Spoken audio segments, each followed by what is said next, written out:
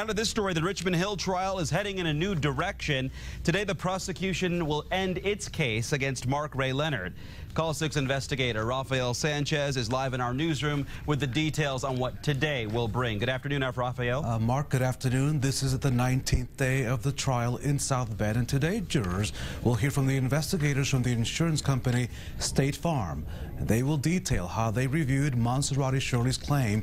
The insurance company did pay $5,000 to her to cover living expenses following the blast, but no other claims were paid out. Last week, Shirley testified that Leonard began the plot to burn down her home in February of 2012, 9 months before the explosion in Richmond Hill.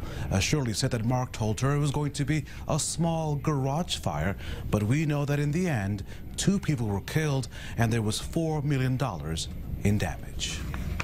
Some big developments there. Rafael, we're also hearing that one of the jurors was excused this morning. Will that have any kind of impact on this case and how it turns out? Yeah, Mark, there should be no effect whatsoever since there's still 4 alternates in that jury box. That juror was excused this morning because a loved one, Mark, is having heart surgery.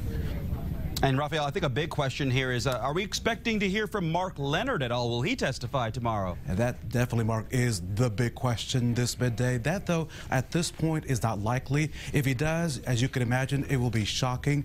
The defense will make its case tomorrow. They don't think they'll need the entire day to present evidence, and that shows the challenge that Leonard's lawyers have faced the past 5 weeks. Their 1 day of testimony versus the prosecution's 19 days of evidence. Live in the newsroom, Rafael Sanchez, RTV6.